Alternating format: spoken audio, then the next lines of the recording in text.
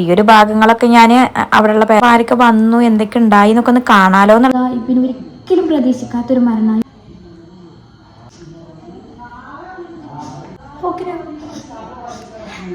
ഇതൊക്കെ ഇനി ഞങ്ങൾക്ക് മറ്റൊരാളെ കാണാൻ പറ്റില്ല. പടച്ചോൻ ഇത്രയും ക്രൂരനാണോ? പിന്നെ എനിക്ക് സത്യം പറഞ്ഞാൽ ഏറ്റവും വിഷമം ഉണ്ടാക്കിയൊരു കാര്യം, നമ്മൾ പോകുമ്പോൾ വല്ലാത്തൊരു വിഷമം, എന്നൊക്കെ നഷ്ടപ്പെട്ടു പോയോ എന്നൊരു. ഞാൻ അമ്മായിയോട് യാത്ര പറഞ്ഞു പോട്ടെ ഇൻഷാ അല്ലാഹ്.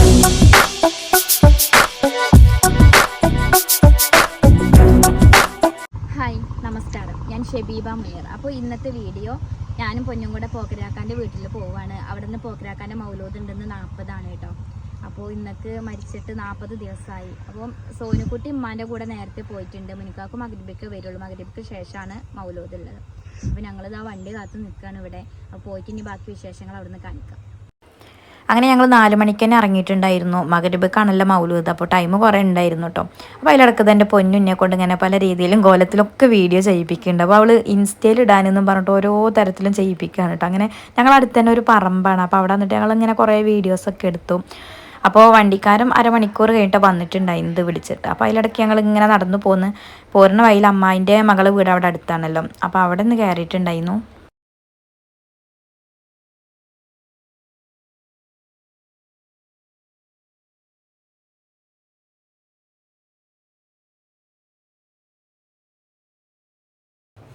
അപ്പോഴത്തേക്കും ഇതാ ഞങ്ങൾ ഓട്ടോക്കാരൻ വരുന്നുണ്ട്. അപ്പോൾ ഞങ്ങൾ അവിടെ വീട്ടിൽ പോകുമ്പോൾ സ്ഥിരമായിട്ട് വിളിക്കുന്ന ആൾ, ഇവിടുന്ന് 1-2 പേരൊക്കെ ഉണ്ട് ഇടയ്ക്ക് വിളിക്കണേ. അവിടെ പോകുമ്പോൾ സ്ഥിരമായിട്ട് മൂപ്പരായിട്ട് വിളിക്കുക.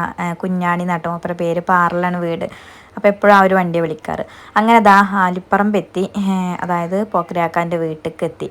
അവിടെ പിന്നെ ഞാൻ എപ്പോഴും പറയാറുണ്ടല്ലോ, നല്ല റിവ്യൂ ആണ് കേട്ടോ കാണാൻ. ശരിക്കും നമ്മൾ ഊട്ടിയിലൊക്കെ ചെന്ന ആ ഒരു ഫീലാണ്. അങ്ങനെ ദാ ഫുഡൊക്കെ ഇവിടെ റെഡി ആയിട്ടുണ്ട്. ഞങ്ങൾ നേരത്തെ എത്തിയതുകൊണ്ട് തന്നെ എല്ലാവരും വന്നിട്ടില്ല, കുറച്ച് പേരെ എത്തിയിട്ടുള്ളൂ. അങ്ങനെ ഓരോരുത്തർ വന്നുകൊണ്ടിരിക്കണം. അപ്പോൾ ഇതാണ് കേട്ടോ എൻ്റെ അംസകാക്ക എന്ന് പറയുന്ന രണ്ടാമത്തെ അമ്മാവിന്, നാട്ടിലുള്ള അമ്മാവിനെന്ന് പറഞ്ഞില്ലേ. പിന്നെ ഒരമ്മാവിന് വയനാടാണ്, സേതുൽ കാക്ക. പിന്നെ ഇതാ ഉമ്മയും സാലിഹി ഓരൊക്കെ വരുന്നത്. പിന്നെ മറ്റേത് അമ്മാവിൻ്റെ മകളാണ്. അപ്പോൾ അവർ ഹോസ്പിറ്റലിൽ പോകാണ്ടായിരുന്നു, അത് കഴിഞ്ഞിട്ടാണ് കേട്ടോ വരുന്നത്.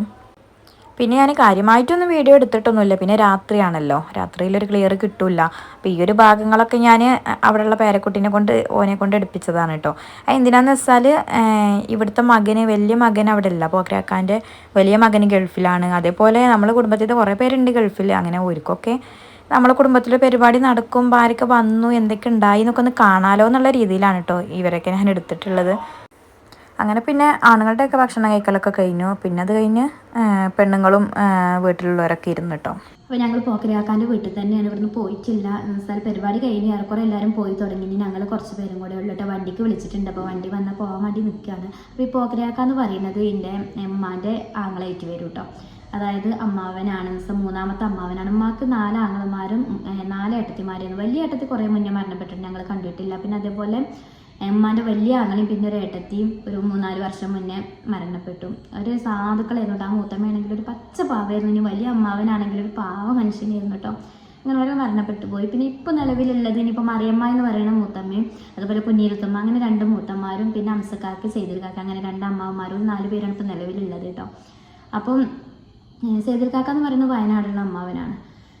അങ്ങനെ പിന്നെ എൻ്റെ ഉമ്മയാണ് കേട്ടോ ചെറുത്. അവിടെ എൻ്റെ ഉപ്പാൻ്റെ വീട്ടിലാണെങ്കിൽ ഉപ്പയാണ് ചെറുത്. അങ്ങനെ പിന്നെന്താ പറയുക, പിന്നെ സത്യം പറഞ്ഞാൽ എനിക്ക് അങ്ങനെ എൻ്റെ അടുത്ത കുടുംബത്തിലെ ആളുകൾ, അങ്ങനെ എനിക്ക് വേണ്ടപ്പെട്ട ആളുകളൊന്നും ഇതുവരെ അങ്ങനെ മരണപ്പെട്ടില്ല. മരണപ്പെട്ടതെന്ന് പറഞ്ഞാൽ ഒന്നിൻ്റെ ഉമ്മാൻ്റെ ഉമ്മയും പിന്നെ ഈ വലിയ അമ്മാവനും അതുപോലെ ഒരു മൂത്തമ്മയും. വലിയ മൂത്തമ്മ ഞാൻ കണ്ടിട്ടില്ല പറഞ്ഞല്ലോ. പിന്നെ എൻ്റെ ഉപ്പാൻ്റെ അമ്മ, അങ്ങനെ 4-5 പേരുകൾ മരണപ്പെട്ട. അത് പിന്നെ നമുക്ക് സാധാരണ ഒരു മരിപ്പുണ്ടാകുമ്പോഴുള്ള ആ ഒരു സങ്കട വിഷമങ്ങളും അത്ര തന്നെ. പിന്നെ അതേപോലെ എൻ്റെ മൂത്താപ്പാൻ്റെ വൈഫ് മരണപ്പെട്ടു, സൂറമുത്തമ്മ. ഞാൻ എപ്പോഴും പറയാറില്ല, എനിക്കിപ്പോഴും ഉൾക്കൊള്ളാൻ പറ്റാത്തൊരു മരണം.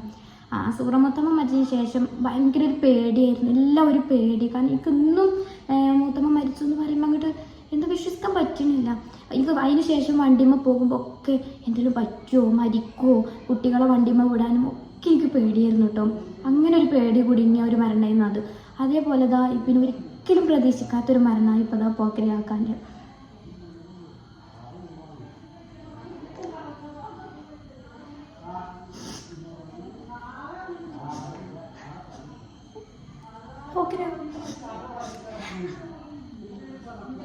പോക്കരാക്ക എന്ന് പറയുമ്പോൾ എനിക്ക് മാത്രമല്ല ഞങ്ങളെ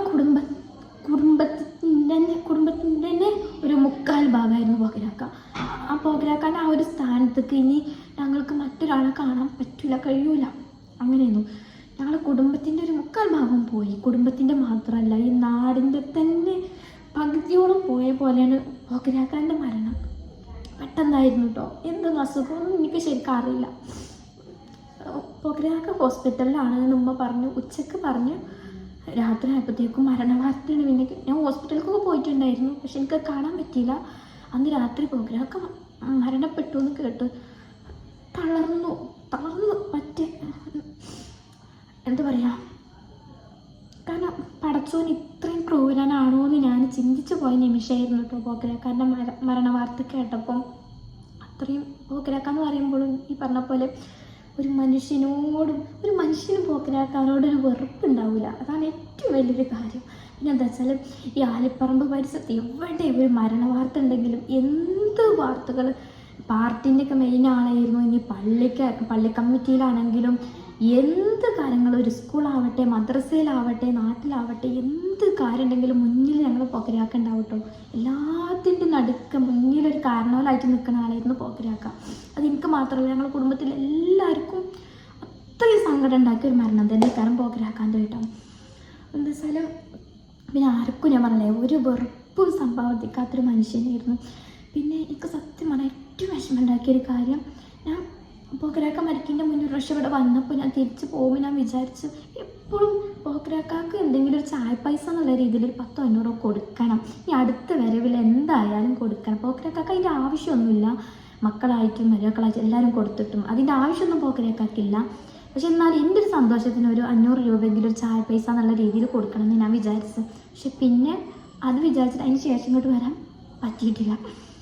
അതേപോലെ എൻ്റെ ഉമ്മേൻ്റെ അടുത്ത് പറഞ്ഞു, പോക്കരാക്ക ഒരുപാട് നമുക്ക് തന്നിട്ടുണ്ട്. എന്താ പറയുക, ഈ യൂണിയപ്പണി ഉണ്ടല്ലോ അരിൻ്റെയൊക്കെ, അങ്ങനത്തെ പണിയായിരുന്നു ഞങ്ങൾ പോക്കരാക്കാക്ക്. അന്ന് ഞങ്ങളൊന്നും അത്ര ഇല്ലാത്തൊരു ഫാമിലി എൻ്റെ വീട്ടുകാരൊക്കെ. അപ്പം പോക്കരാക്കാൻ്റെ വീട്ടിൽ നിന്നൊക്കെ ഒരുപാട് അരി സാധനങ്ങളൊക്കെ ഞങ്ങൾ വീട്ടിലേക്ക് കൊണ്ടുപോയിട്ടുണ്ട്. അപ്പോൾ ഉമ്മ പറഞ്ഞു, നമ്മൾ ഒരുപാട് പോക്കരാക്കാൻ്റെ നിന്ന് അങ്ങോട്ട് കൊണ്ടുപോയിരുന്നതല്ലേ, ഒരു 10,000 പോക്കരാക്കാൻ്റെ കയ്യിലൊന്ന് കൊടുക്കാൻ ഇപ്പം എന്നാ കൂടെ, അത് കൊടുക്കണം, ഇനി വരുമ്പോൾ കൊടുക്കുക. വഴിയിലെത്തിയിട്ടാണ് ഉമ്മ പറയുന്നത്. അപ്പോൾ പിന്നെ ഞങ്ങൾക്ക് ഉമ്മ പിന്നെ വന്നിക്കണമെന്ന് എനിക്കറിയില്ല. പിന്നെ എനിക്ക് വഴിക്ക് വരാൻ പറ്റിയിട്ടില്ല. അതിന് പിന്നെ കാരണം അങ്ങോട്ട് വരാനുള്ളൊരു കാരണം ഉണ്ടായിട്ടില്ല. അപ്പോൾ മരണപ്പെട്ടതിന് ശേഷം ഞാൻ ഈ ഒരു സങ്കടം പറഞ്ഞപ്പോഴാണ് മുൻകാക്കുൻ്റെ അടുത്ത് പറഞ്ഞത്, അത് സാരല്ല, പോക്കരാക്കാക്ക് ഒരിക്കലും ഇങ്ങോട്ട് കിട്ടണം എന്നില്ല, അതുകൊണ്ടാണ് അണക്കും ഉമ്മക്കും അത് കൊടുക്കാൻ പറ്റാതെ പോയത്. പോക്കരാക്കാക്ക് അങ്ങോട്ട് കൊടുക്കണം എന്നുള്ളൊരു ചിന്തയുള്ളൂ. അങ്ങനത്തെ മനുഷ്യനാണ്, ഒരു പച്ചയായൊരു മനുഷ്യൻ. എല്ലാവരും ഞാൻ പറഞ്ഞ മരണപ്പെട്ടവരൊക്കെ നല്ല മനുഷ്യന്മാർ തന്നെ, എല്ലാവരുടെയും ഖബർ പടച്ചോൻ വിശാലാക്കി കൊടുക്കട്ടെ. അപ്പം അങ്ങനെ ചുരുക്കി പറഞ്ഞാൽ ഇന്ന് പോക്കരാക്കാൻ്റെ 40 ആയിരുന്നു മൗലൂദ്. എല്ലാ കുടുംബക്കാരും വന്നിട്ടുണ്ടായിരുന്നു. ഇന്ന് ഇവിടുന്ന് പോകുമ്പോൾ വല്ലാത്തൊരു വിഷമമുണ്ട്.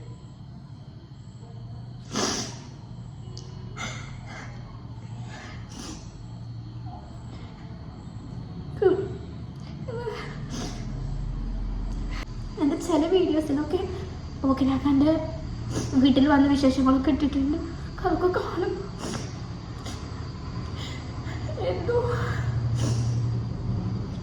ഒക്കെ നഷ്ടപ്പെട്ടു പോയോ എന്നൊരു തോന്നൽ. പിന്നെ ഉമ്മാൻ്റെ ഉമ്മയും ഓല് ഭയങ്കര ഇഷ്ടം ഞങ്ങൾക്കൊക്കെ. ഇന്നൊക്കെ ഭയങ്കര ഇഷ്ടം എൻ്റെ വല്യമ്മക്കും വാപ്പാക്കൊക്കെ.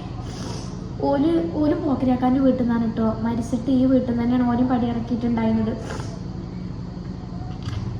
എനിക്ക് സങ്കടം കൊണ്ട് പറയാൻ പറ്റുന്നില്ല. കുറേ നേരമായി ഇങ്ങനെ ഒരു വീഡിയോ എൻ്റെ പോക്കരാക്കാനെ കുറിച്ചൊന്ന് പറയണം, ഇങ്ങനൊരു വീഡിയോ ചെയ്യണം കുറേ ശ്രമിച്ചത്. അപ്പോൾ എനിക്ക് സങ്കടം വരികയാണ്, വീഡിയോ ചെയ്യാൻ പറ്റുന്നില്ല. എന്തായാലും എല്ലാവരും എൻ്റെ പോക്കരാക്കാക്ക് വേണ്ടിയിട്ടും മരിച്ചുപോയ എല്ലാവർക്കും വേണ്ടിയിട്ടും എല്ലാവരും പ്രാർത്ഥിക്കുക.